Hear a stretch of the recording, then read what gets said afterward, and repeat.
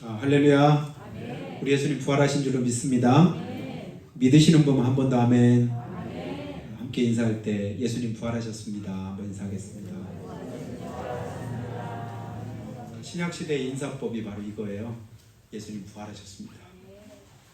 그 부활의 그 소식이 얼마나 기쁘고 얼마나 놀랍던지 형제들을 만날 때마다, 믿는 사람 만날 때마다 성도들이 어떻게 이제 인사했냐면 예수님 부활하셨습니다. 먹고 사는 일이 얼마나 힘들었는지 우리들은 만날 때 인사가 뭐예요? 진지 앞서시오. 이게 왜냐면 굉장히 중요하거든요. 밥을 못 먹어서 죽을 지경인 거예요. 여러분 밥 안 먹고 살 수 있나요? 굶어 죽을 지경까지 간 그런 어려운 시대를 우리가 겪으면서 최대 관심사가 뭐예요? 먹고 사는 문제다. 밥 먹었냐? 밥 먹었슈? 근데 지금도 그게 한이 맺혀가지고 습관이 돼서 밥 먹었슈? 식사하셨습니까? 진지 앞섰어요? 사실은 그의 안부를 묻는 거지요. 혹시라도 밥을 못 먹고 어렵고 힘든 그런 과정을 겪고 있는 거 아닌가? 자, 그 문제가 이제 해결되고 나니까 또 다른 어떤 이제 일들로 우리가 또 고민하고 또 걱정하고.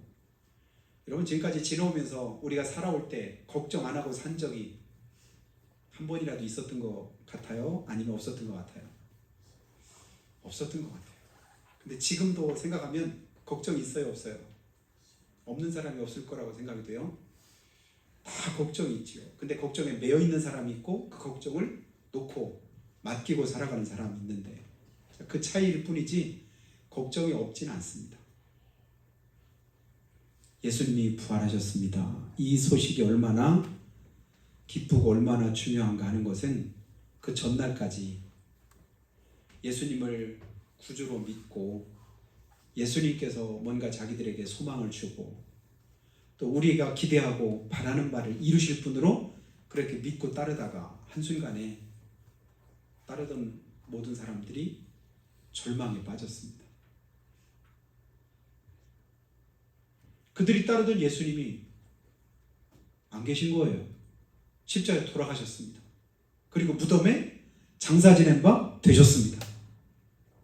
거기까지가 보통 사람들이 기억하고 있는 예수님의 모습이었습니다. 근데 그 주님이 어떻게 하셨다고요? 죽음을 이기시고 부활하셨답니다. 믿어지시나요?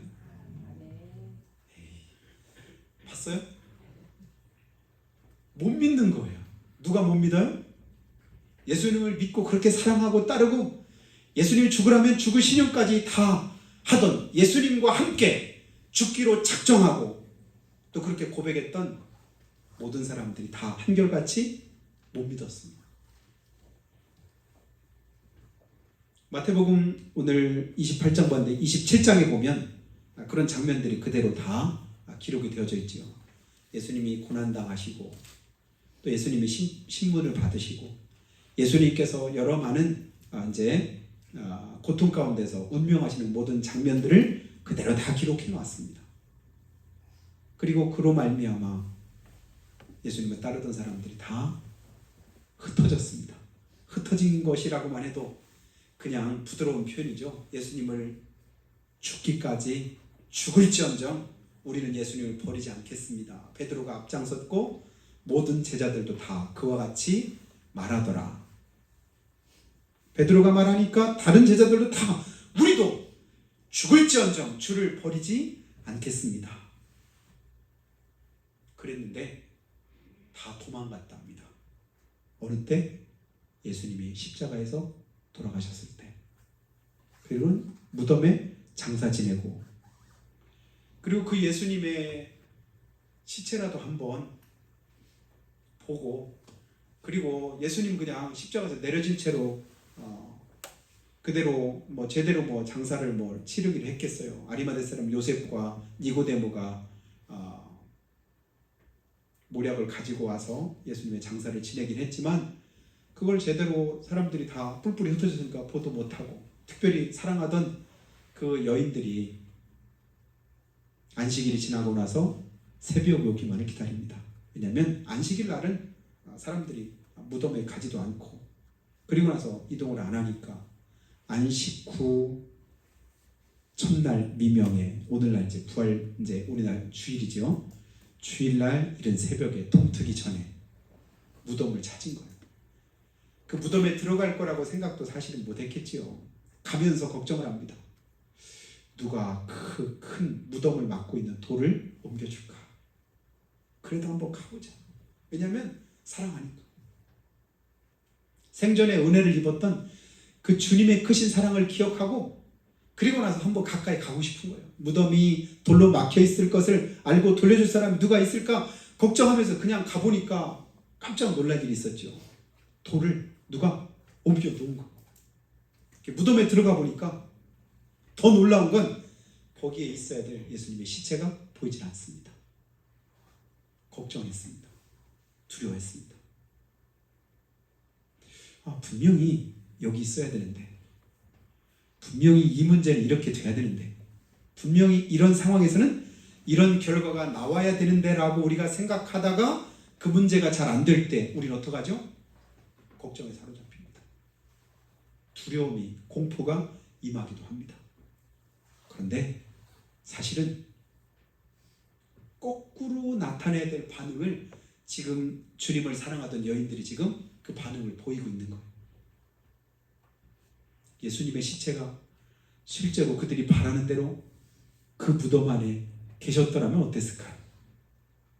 그 무덤이 열리지 않고 그대로 닫혀 있었더라면 어땠을까요? 누가 열어줄까 걱정인데 걱정이 필요 없이 그냥 무덤이 열려있고 하고 예수님의 시체를 근데 안 계신 것 때문에 또 걱정하는데 그때 이제 천사가 나타나서 했던 말이 뭐냐면 왜 살아나신 자를 죽은 자 가운데서 찾느냐? 왜 살아계신 예수님을 죽은 자 가운데서 찾느냐? 그가 여기 계시지 않고 말씀하시던 대로 뭐 하셨다? 살아나셨느니라. 여러분 어떻게 살아나셨을까요? 예수님이 살아나신 것은 한번 따라하죠. 말씀하시던 대로. 어떻게 살아나셨다고요?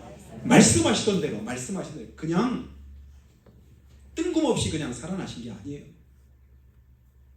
말씀하시던 대로 이 땅에 오셨고 말씀하시던 대로 우리를 위해서 고난당하신 우리 주님이십니다. 그래서 우리가 이사야서 53장 5절과 6절 말씀을 지난주에 보았잖아요. 그가 찔림은 뭐 때문이래요? 우리의 허물 때문이라. 그가 상함은 우리의 죄악 때문이라. 그가 징계를 받음으로 우리가 평화를 누리고 채찍에 맞음으로 우리는 나음을 입었도다. 그리고 그 다음이 뭐죠? 우린 다 양 같아서 그릇 행하여 각기 제 길로 갔거늘.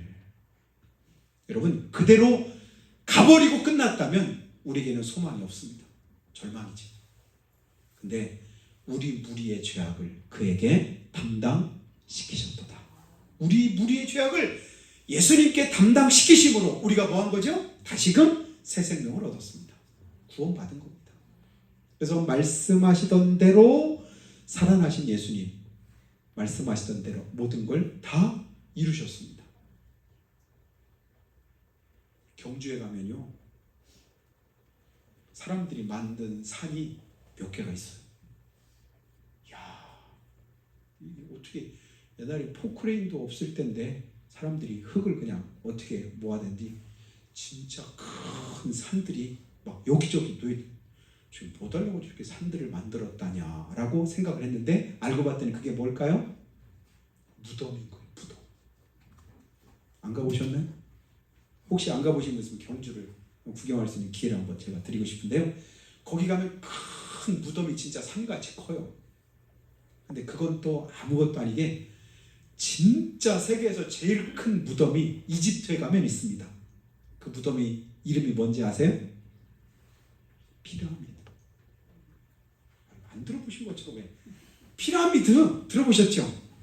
진짜 큰 그 피라미드 밑에서 보면 까마득하게 높은 아파트만큼 그 높게 지어진 그것도 돌로 이렇게 쌓은 아주 수천 년 전에 돌로 그렇게 만든 피라미드이 있는데 그게 사실 뭐예요? 이집트 왕들의 무덤입니다. 무덤. 이야, 이런 무덤을 크게 할수록 훌륭한 사람의 무덤을 크게 하나요? 아니면 별 볼 일 없는 사람의 무덤을 크게 하나요? 말 하나마나 무덤을 크게 한다는 그만큼 그 사람이 업적이 크고 훌륭하다고는 증거이기도 합니다. 그래서 무덤을 굉장히 크게 해요. 근데 우리 예수님은 무덤조차도 있어요, 없어요? 무덤이 없어요. 그러면 예수님이 안 훌륭하시냐? 예수님이 다른 그런 큰 무덤 안에 있는 그런 이제 죽은 사람보다 덜 훌륭하시냐? 사실은 비교할 수가 없지요. 여러분, 위대한 수령 아바이 동무 누구신가 아시죠? 김정일보다 더 먼저 김일성 동지께서 지금도 살아 계시는 것처럼 보입니다. 왜냐하면 수십 년 전에 죽었는데도 해마다 수억 원씩을 들여서 그 시체를 썩지 않게 유리관 속에 넣어서 계속 방부제 처리를 해가지고 그거 처리하는데 수억 원이 든대요. 근데 그 아들 김정일 동지가 또 이어서 거기 계시는데 또 똑같이. 근데 아무리 훌륭한 수령이고 아바이라고 해도 말 한마디 못합니다. 손가락 하나 까딱하지 못합니다. 보기에는 진짜 살아있는 모습처럼 그렇게 보이지만 실제 살았을까요? 죽었습니다. 그곳을 그냥 북한에서는 막 성지처럼 그렇게 여기잖아요. 그래서 그곳을 굉장히 신성시합니다. 뭐 살아있는 신처럼 여기지요. 근데 우리 예수님은 무덤이 없다니까요. 그 무덤이 없는 것으로 인해서 사실은 기독교가 진짜구나. 예수님이 진짜 부활하셨구나. 예수님이 살아계신 게 확실하구나. 이걸 우리에게 가르쳐주고 있습니다. 수천 년이 지난데도 불구하고 무덤 안에 예수님이 계시지 않은 것이 그것이 확실하게 증명이 됐다니까요. 계셨더라면 우리가 사실은 예수를 믿을 필요가 없겠지요. 안 계시니까, 살아나셨으니까, 다시금 부활하셔서 하늘로 올라가셨고, 그리고 말씀하시던 대로 다 이루어진 성경의 최종적인 그런 완성이 뭐냐면 그게 바로 부활입니다. 예수님이 부활하심으로 성경 말씀이 진짜구나. 하나님의 말씀이 살아 계시구나. 그리고 한 가지 아직 안 이루어진 게 뭐냐면 그게 재림이에요. 하늘로 올라감을 본 그대로 다시금 내가 오리라 하신 그대로 주님은 또 오실 줄로 믿습니다. 믿는 분만 하면 그거 믿지요. 부활이 믿어질 때 재림도 믿어지는 겁니다. 부활하신 것이 믿어질 때 성경의 모든 말씀들이 하나님의 살아있는 말씀이라고 믿어지는 것이지요.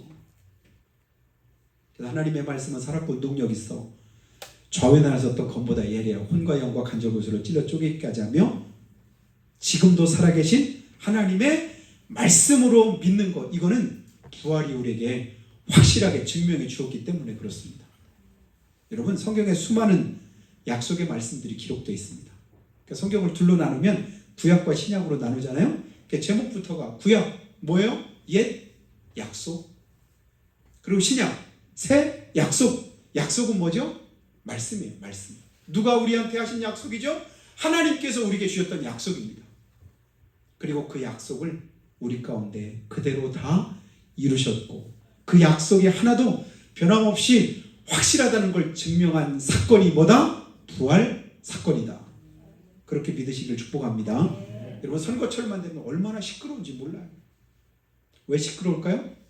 수많은 말들이 막 쏟아져 나옵니다. 이 말 저 말. 그래서 그 말하는 말들을 다 모아서 딱 이렇게 보면 우리나라는 진짜 세계 초일류 국가가 될 수 있습니다. 말대로만 되면. 근데 문제는 뭐죠? 말한 것과는 전혀 다르니까 문제죠. 그래서 공약을 내겁니다. 공약. 뭐 공적인 약속이에요. 내가 진짜 이런 약속은 진짜 모든 사람 앞에다가 확실하게 이 약속을 지킬 것을 그렇게 믿으면서 선거철에 공약을 이렇게 발표를 하는데 나중에 보니까 그 공약이 공짜가 무슨 공짜가 되냐면 빌공짜가 되는 거예요. 비어있는 약속이다. 말은 많았는데 결국 보니까 아무것도 아닌 거예요. 그러니까 우리가 자주 섞인 소리 하잖아요. 선거철만 되면 진짜 훌륭한 사람 뽑아야지. 요즘에는 그런 게 아니라요. 누군가를 뽑긴 뽑아야 되는데 선택의 기준이 뭐냐면 이번 이제 보궐선거를 어느 지역에서 했다고 해요. 근데 이제 해설하는 분이 그러더라고요. 선거에서 진짜 뽑고 싶은 사람이 있으면 행복할 텐데 내가 이 사람 뽑으면 이 사람이 진짜 우리 지역을 위해서 이 나라를 위해서 큰 일을 진짜 할 수 있을 거야. 이게 아니라 후보자들을 보니까 다 나쁜 놈들이래. 네? 다 나쁜 놈이야. 그런데 이놈도 나쁘고 이놈도 나쁘고 그런데 누군가를 뽑긴 뽑아야 되는데 어떤 놈을 뽑아야 될까요? 그래도 조금 덜 나쁜 놈. 말을 좀 순화시켜서 그러죠. 그래도 조금 덜한 도둑놈을 뽑아야 그나마도 낫겠지. 이런 마음으로 선거를 하니 얼마나 서글픈 일인가. 이렇게 이제 해설하면서 뉴스에 방송이 되는 걸 볼 때 굉장히 안타깝다 하는 생각을 듭니다. 어느 지역에서 전과 오범이 이번 국회의원에 또 당선이 됐더라고요. 국회의원 당선되려면 별 5개는 붙여요. 국회의원 당선되는 그런 시대가 됐으니 얼마나 안타깝습니까? 근데 우리 예수님은 말씀하시고 말씀하시던 대로 그대로 다 이루셨다. 그래서 오늘 말씀 보니까 우리 예수님이 어떻게 하셨다고요? 말씀하시던 대로 여기 계시지 않고 살아나셨느니라. 6절 말씀 한번 보죠. 그가 여기 계시지 않고 그가 말씀하시던 대로 살아나셨느니라. 그것이 우리에게 축복임을 믿으시기를 예수님의 축복합니다. 그곳을 무덤을 찾았던 여인들의 기대감은 뭐예요? 예수님이 거기 계시는 게 그들의 기대감이었습니다. 누워 계신 죽음 가운데 여전히 거하시는 우리 주님 뵙기를 원했었습니다. 근데 바람대로 되지 않았어요. 기대감과는 전혀 다른 결과가 나타났습니다. 그런데 때로는 그것이 오히려 우리에게 은혜가 되고 축복이 된다는 사실을 믿으시기를 축복합니다. 지금 내가 바라는 바가 있습니다. 원하는 바가 있습니다. 기대하는 바가 있습니다. 하나님 앞에 기도하고 간절히 바라는 바도 있습니다. 그대로 되면 좋을까요? 안 되는 게 좋을까요? 말하나 되는 것이 좋겠지요. 그러나 나중 결과를 보면 반드시 그렇지만도 않은 것을 우리가 기억할진대 하나님을 사랑하는 자, 곧 그의 뜻대로 부르심을 입은 자들에게는 모든 것이 뭐하답니까? 합력해서 선을 이루시느니라. 여러분, 다니엘이 사자굴 속에 들어가서 죽을 뻔한 그런 고비를 넘긴 거 여러분 아시죠? 다니엘을 시기하던 사람들이 다니엘을 시샘해 가지고는 그냥 악법을 하나 잠깐 만든 거예요. 그래서 모든 일에 흠이 없고 모든 일을 다 그냥 잘 처리하는 그 다니엘로 인해서 왕에게 총애를 다니엘이 받고 다른 사람들은 그 다니엘을 크게 시기했습니다. 그래서 어떻게 그를 없애는 방법이 없을까? 그러다 고안해낸 게 뭐냐면 한 달 동안 기한을 두고 누구든지 예외 없이 왕 앞에 절하는 것 이외에 다른 신에게 절하는 자는 사자굴 속에 집어넣자. 이 법을 만든 거예요. 근데 다니엘이 그것을 아는데도 불구하고 다니엘은 매일같이 시간을 정해놓고 예루살렘 성전이 있는 그곳을 향해서 그가 기도하는 습관을 가지고 있었습니다. 그걸 알고 있었지요. 근데 그 법대로 그들이 다니엘을 없애려고 한다는 것을 알매도 불구하고 다니엘은 그대로 했고 결국은 다니엘이 고발되어 사자굴 속에 밥으로 던져집니다. 잘된 일일까요? 안 된 일일까요? 누가 봐도 잘됐다고 말하는 사람은 정상적인 사람이 아니죠. 굶주린 사자들 그 무리 안에 다니엘을 집어넣었을 때 결과가 어떨 것이라는 것은 누구나 다 어렵지 않게 짐작해 볼 수 있습니다. 그런데도 하나님께서 그 사자의 입을 뭐 하셨다고요? 막으셨습니다. 여기서 변수가 생기는 거예요. 굶주린 사자인데 누구든지 그 안에 들어가면 사자밥이 될 수밖에 없는데 다니엘이 들어가니까 그곳에 누가 역사하죠? 하나님이 역사하시더라고요. 야, 이상하네. 하나님을 믿고 신앙을 가지고 살아가는 사람들의 삶 속에는 누가 역사하실까요? 하나님이 역사하십니다. 그러면 결과가 달라지더라고요. 사자 입을 막아요. 그리고 다니엘이 사자 우리가 따뜻하게 보온이 되기를 했겠어요? 이불이 있기를 하겠어요? 그런 거 다른 거 없겠죠. 그냥 한 데서 그가 잠을 자는 거와 똑같을 거예요. 밤을 거기서 지새니까. 근데 어떤 분은 그렇게 얘기하더라고요. 야, 사자 털을 이불 삼아서 하룻밤 그렇게 편안히 잘 수 있도록 하나님이 다니엘에게 그런 은혜를 주셨다. 이렇게도 이제 말하는 사람도 있습니다. 다음날 봤더니 실제로 다니엘이 죽지 않고 살았습니다. 왕이 다니엘을 불러내잖아요. 내가 믿는 하나님이 너를 사자의 입에서 구원해 내셨느냐. 예, 그랬습니다. 나오고 나니까 다니엘을 모함했던 그런 사람들을 그 사자굴 속에 집어넣는데, 여러분 보시죠? 진짜 그 사자들이 굶주렸나 안 굶주렸나 하는 증거가 그대로 다 나잖아요. 굴 속에 위에서부터 아마 던진 것 같아요. 높이가 있고 거기서 던지니까 사자가 어떻게 해요?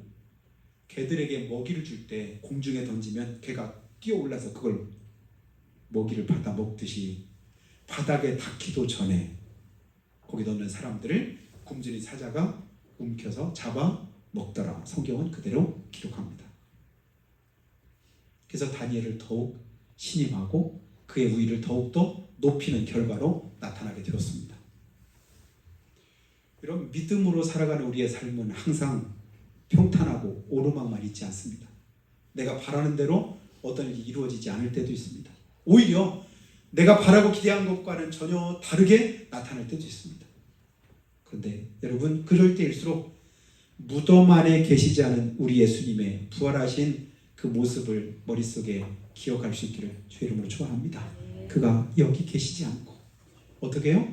말씀하시던 대로 살아나셨느니라. 하나님은 우리를 약속하셨어요. 고난 가운데, 어려움 가운데, 또 힘들고 또 여러 가지 열악한 그런 상황 가운데 있다 할지라도 그 속에서 우리가 뭐 하기를 주님이 원하실까요? 그 속에서도 주님을 바라기를 원하시고 우리의 믿음이 흔들리지 않기 원하시고 견고한 믿음 가지고 주님을 바라보기를 원하십니다. 그래 고린도전서 15장 58절에 뭐라고 말해요? 사랑하는 형제들아, 견실하며 흔들리지 말며 주의 일에 더욱 힘쓰는 자들이더라. 이는 너희 수고가 주 안에서 헛되지 않은 줄을 알미니라. 견실하며 흔들리지 말랍니다. 어려움이 있어도 고난이 있어도 낙심되는 일이 있어도 견실하며 흔들리지 말랍니다. 좌로나 우로나 치우치지 말랍니다. 주님 말씀대로 그 가운데 기록한 대로 다 지켜 행하랍니다. 그러면 여호수아 1장 8절과 9절에 말씀한 대로 내 길이 형통하고 내 길이 평탄하리라. 그 형통함과 평탄함은 내가 정한 평탄함과 형통함이 아닙니다. 하나님이 계획하시고 정하신, 하나님이 이끄시고 인도하시는 그것이 바로 광야 아니겠어요? 여론이면 넉넉히 갈 수 있는 그 길이 40년의 길이 되었을 때 그 모든 여정 가운데 하나님이 함께 하시되 거기에도 하나님의 뜻이 있었다. 오늘 우리는 우리의 머리로 우리의 지식으로 다 알 수가 없고 분별이 잘 안 될 때도 많습니다. 그렇다고 그것 때문에 낙심하거나 좌절하는 것이 아니라 왜 예수님이 안 계시냐, 왜 예수님의 시체가 없느냐, 이것 때문에 절망하는 것이 아니라 오히려 그것이 우리에게 기쁨이 되고 감사가 되고 즐거움이 될 수 있는 귀한 축복이 있기를 주의 이름으로 축원합니다. 그렇게 믿고 살아갈 때 우리의 삶 속에 부활의 영광이 함께 하십니다. 그 부활을 우리의 삶에서도 경험할 수 있습니다. 예수님은 오늘도 살아계십니다. 우리와 함께 하십니다. 우리를 지키시고 도우십니다. 뿔뿔이 흩어지고 도망갔던 제자들이 이 사실을 다 믿게 되었습니다. 어떻게 믿었을까요? 부활하신 주님을 직접 만나 뵙고 믿게 되었습니다. 전에는 그 앞에서 예수님을 내가 믿는다고, 그와 그의 제자라고, 그와 함께하던 사람이라고 한마디도 못했던 제자들의 모습이었었잖아요. 그런데 주님을 뵙고 부활의 주님을 만나고 이제는 그 부활의 증인으로 그 모든 제자들이 다 순교했다는 사실을 믿으시면 아멘. 순교했습니다. 누구 하나 빼고, 가룟 유다 하나 빼고, 그리고 가룟 유다 빈 자리에 마띠아라고 하는 또 한 명의 제자를 또 이제 12명의 제자로 이렇게 만들었잖아요. 근데 그 마띠아까지도 같이 순교에 동참했습니다. 이유가 뭘까? 베드로는 예수님과 똑같이 십자가에서 순교했는데 전설에 의하면 베드로는 거꾸로 매달렸다. 왜냐하면 자기가 자청해서 나 같은 예수님을 부인하고 모른다고 그렇게 부인했던 내가 어떻게 예수님처럼 십자가에 똑바로 매달릴 수가 있겠느냐. 사실은 똑바로 매달리는 것만 해도 사실은 감당할 수 없는 고통이 아니겠어요? 근데 얼마나 믿어지면 거꾸로 달아달라고. 그래서 거꾸로 순교하고, 안드레는 십자가에 X자로 또 매달려서 순교하게 되었고, 야고보는 칼에 목이 잘렸습니다. 요한은 온갖 박해와 고문을 당하고 끓는 기름가마 속에다가 던졌어요. 그런데 거기서도 살아납니다. 어떻게 해요? 하나님이 그에게 할 일이 아직 있다는 거예요. 반모섬으로 나중에 유배가 되어서 새하늘과 새 예루살렘을 하나님이 그에게 직접 보여주시고 요한계시록을 써라. 그 사명을 그가 감당하게 되죠. 빌립은 기둥에 매달려서 찢겨져서 순교하고, 바돌로메는 수없는 매질을 당한 후에 또 그도 십자가에 거꾸로 매달려 순교했습니다. 도마는 내가 예수님의 손에 난 못자국을 보고 옆구리에 내 손 넣어보기 전에는 못 믿겠다 했다가 나중에 예수님 보고 나서 믿음을 고백했잖아요. 창에 찔려서 순교합니다. 마태도 목이 잘려 순교하고, 알페오의 아들 야곱은 성전 꼭대기에서 그냥 그 아래로 집어 던져서 떨어뜨려서 이제 죽임을 당합니다. 시몬과 이제 야곱의 동생 유다는 활로 쏴서 그 화살에 맞아서 순교하고, 또 마띠아는 스데반처럼 똑같이 돌에 맞아서 순교합니다. 또 예수님을 핍박했던 그 일에 앞장섰던 사도 바울, 여러분 아시죠? 부활하신 주님 만나고 난 이후에 하나님 이제 그 복음을 증거하는 일에 자기 삶을 온전히 헌신하고, 그도 결국은 순교에서 순교의 제물이 됩니다. 이들의 공통점이 뭘까요? 하나입니다. 부활하신 주님을 확실하게 믿었기 때문입니다. 부활을 믿지 못하면 이 아까운 생명 함부로 우리가 어느 누구를 위해서 희생할 수 있을까요? 버릴 수 있을까요? 내 아까운 그런 재산을 버릴 수 있을까요? 내 헌신과 수고를 쓸데없이 다른 일에 낭비할 수 있을까요? 근데 보니까 하나님의 크신 사랑이 깨달아지고 믿어지고 부활이 확실하게 내 속에서 자리하니까 그 삶의 가치관이 전혀 달라지는 거예요. 세상 그 모든 것들보다 더 귀하고 값진 것이 하나님 우리에게 주신 약속이고 천국인 것을 믿게 되었습니다. 그 부활의 영광이 여러분에게도 함께 하시고, 그 부활이 확실하게 믿어지고 하나님께서 말씀하시던 그대로 이루실 것을 여러분 확신하는 가운데 남은 주간 우리의 삶이 하나님께 영광이 되는 귀한 축복이 있기를 예수님의 이름으로 축원합니다. 그래서 한번 기도할 때, 하나님 아버지, 우리가 주님의 사랑과 은혜를 기억합니다. 주님께서 우리를 사랑하시고 축복하사 은혜 베푸시는 그 은혜를 우리가 믿고 의지합니다. 주여 우리를 도와주시옵소서, 붙들어 주시옵소서, 지켜주시옵소서, 은혜를 베풀어 주시옵소서, 성령의 충만한 역사가 임하도록 함께 하시옵기를 기도합니다. 주관해 주시옵소서. 찬송가 160장은 롤이라고 하는 분이 1870년대에 작사 작곡한 그런 찬송인데요. 그가 군인 시절이었을 때 남북전쟁 당시 죽음의 과정을 겪었습니다. 수많은 시체들 가운데서 그도 죽어가고 있을 때 그때 주님의 음성을 들었다고 합니다. 롤이야 일어나라, 내가 사망의 무덤에서 살아났느니라. 그 소리를 듣고 정신을 차리고 힘을 얻어서 부상당한 몸을 이끌고, 그리고 이제 무사히 귀환을 하게 되었고, 나중에 그가 이제 목사가 됩니다. 그리고 그때 받았던 그 주님의 음성을 기억하면서 그가 이제 작사했던 그 찬송이 160장입니다. 무덤에 머물러 예수 내 구주, 새벽 기다렸네 예수 내 주. 원수를 다 이기고 무덤에서 살아나셨네. 어둠을 이기시고 나와서 성도와 함께 길이 다스리시네. 사셨네, 사셨네, 예수 다시 사셨네. 우리도 이와 같이 고백하며 믿음으로 살겠다고 잠깐 다짐하는 기도를 주님 앞에 드리겠습니다.